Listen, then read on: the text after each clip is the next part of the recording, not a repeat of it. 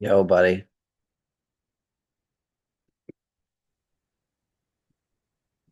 Hello? Yo. Yo. Oh, are you recording already? Yeah, it's already recording. It said Yeah. recording in progress, so I'm sure we're good. I'm gonna voice memo it just in case, though. Yeah, it should be good. That should be fine. Just in case we get fucked. All right, she's here. Walk in. Oh, shoot.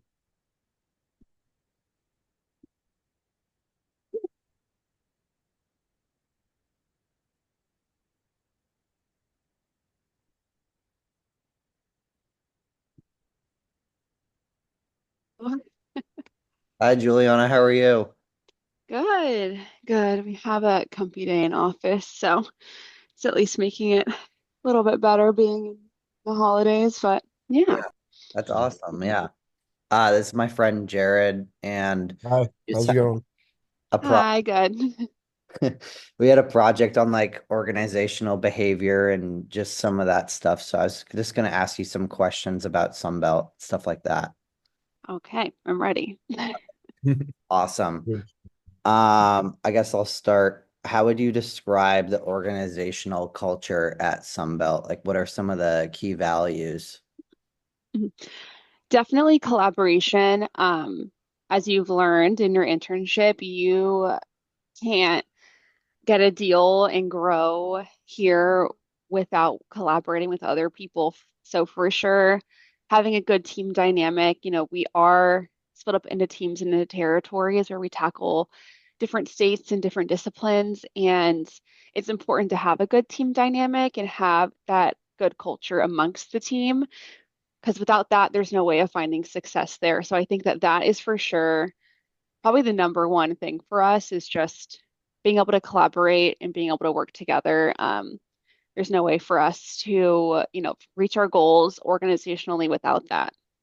Totally, totally. Mhm. I've experienced that with like the marketers and stuff like that. So, Yeah, yeah. um, have you experienced communications challenges that have affected your ability to perform your job? If so, like how? Um, I believe when we went through, those huge changes right Mhm. before you had started. And I think just learning how different people receive information and just how to work with the different personalities and learn, okay, how does someone learn? How is someone going to receive this? How, you know, how can I convey this to my team in a way that they're going to understand? So I think that that's definitely been a challenge for us. And then also, we've been experiencing a lot of changes since then, just trying to keep up with the market. And I think, with those changes, it's all just about how you communicate that to your team. I think sometimes with changes happening so frequently, it can be a little difficult to keep up with that. And I think just having that level of transparency is important. And that's definitely something that I've struggled with, working with a bunch of different personalities and then also having a bunch of different changes thrown my way that I don't always know beforehand. Yeah, totally. Hmm. Stuff like changing on the fly and all that stuff. Hmm.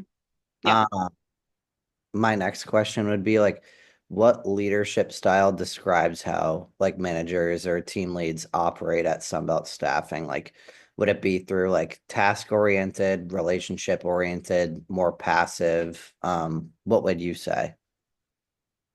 I feel like that's so difficult to answer because everyone is so different. I mean, the way that I run my team is entirely different than probably how Mackenzie runs her team. Now, with this pretty much being a sales organization, there is a lot of metrics involved and having certain goals to hit. So while that's important, we are dealing with people and there is a lot of emotion and feelings around that too. So I think it's important to go into it with both. I think that's probably the Yeah, best way to go about totally. it.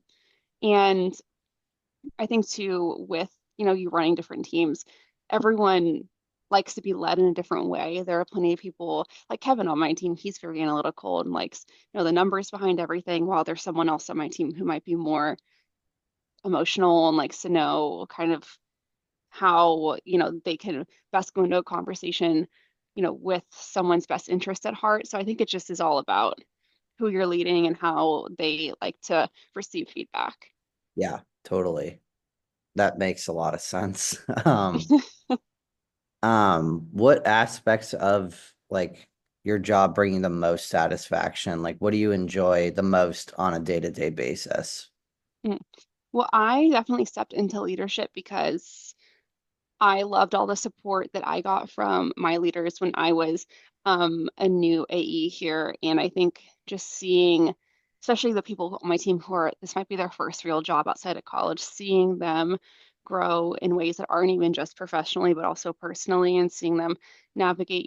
I have someone who moved here all by themselves outside of their hometown, and then seeing them overcome that and now, have a lot of confidence in where they are and, you know, just be able to help then those around them too. I think that that is definitely most satisfying. It's just seeing my team, you know, their growth over time.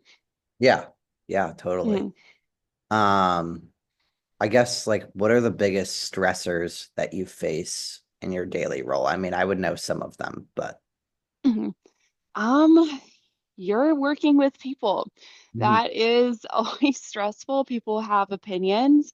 Um, I have a few friends who work in tech sales, and I always make the comparison of, okay, well, the computer or whatever you're selling isn't going to talk back to you and say they don't want to be sold there. Versus, in staffing, there's a lot of people with a lot of opinions, both you as a recruiter, the candidate that you're trying to hire, and then also the director at the district you're trying to place them at. There's so many moving parts and so many personalities, and it's just sometimes hard. You can do everything in the right way, and then just doesn't always work out. So you can put a lot of effort into that, and then a lot of it's out of your control. Yeah, yeah, there's Mhm. definitely a lot of like moving pieces and stuff and just fall offs that you can't really control. Yeah, yeah, that's always frustrating. Yeah. What motivates you to, perform well in the role? Is it like recognition, pay, or career growth? Like what do you think would be the biggest motivator? I think for me personally, I do want to grow here. I do want to, move up the corporate ladder, as they say, and kind of continue to grow my team. But I think also my desk is also just as important as my team. I still have shovels that I want to hit, and I still want to kind of prove to my team that, I still got it, and I also am in it with them, and I know what I'm doing in the role too, even though it's not necessarily a big part of my day to day anymore. So I think just being in there with my team too and trying to hit those sales milestones, there is, that's like a huge aspect of our job too, is still maintaining a desk and growing your business as a leader while also managing your team. Yeah, totally. Leading by Mhm. example would definitely be a good way to Yeah, do. yeah, All right, I'm gonna pass it off to Jared now. okay, All right. Thank you. Thanks for meeting with us. of course. So my first question is just gonna be how comfortable do employees feel expressing concerns or feedback to upper management, do you think? I guess I can only really talk about that Yeah. with my team, really. What I've heard is I try my best to keep it open Mm, and create an environment where people feel comfortable and confident in bringing their concerns to me. yeah. I think that's a reflection on the leader themselves. If the people on their team do feel comfortable doing that, I think, it comes down to, okay, is the leader creating an environment where feedback is encouraged? Yeah. We always talk about, being curious here, and I think it's important to not just, take an initiative or take, okay, this is what we're doing now, and just take it like that. I think it's important to ask why and hear the reason why, and that makes you kind of more bought into things. So I Yeah, for think it sure. really just comes down to the environment that you're creating as a lead. Yeah, totally agree. Yeah.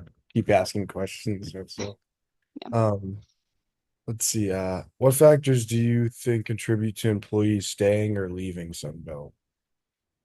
Mhm. I would say a lot of it depends on the time of year. A lot of Okay. most people end up leaving within their first 10 months, I'd say, is when we do see a lot Yeah. of people end up leaving. And that is when they typically start in the summertime when things are really busy. Yeah. Um, Deals are right there in front of you. So maybe once you get close to the end of the school year and things aren't moving as quickly, it can be hard to keep that motivation. Everybody experiences a dip in a time when they just are struggling at their desk. And I think it just comes down to resilience. And some people Yeah. find out sales isn't for them. Mhm. I always tell my team, listen, if you aren't happy here, you are here 40 hours a week. This is not something that, Yeah. you should sit here unhappy with. Yeah. Cold calling is never fun if it's not something you're passionate about. So, um, I think it's also, we do hire a lot of people straight out of college, and Yeah. sometimes people realize like this just isn't for them. Yeah. This isn't something that they end up wanting to do. Yeah. They're really just testing it out at the end of the Yeah. day. Yeah. Mhm. Um, so if you could change one thing to improve employee experience or performance, what would that be and why, I guess?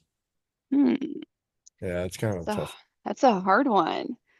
Um, I think it all really comes down to communication. I think that there are times when I didn't necessarily communicate a change or communicate feedback as well as I wish I did.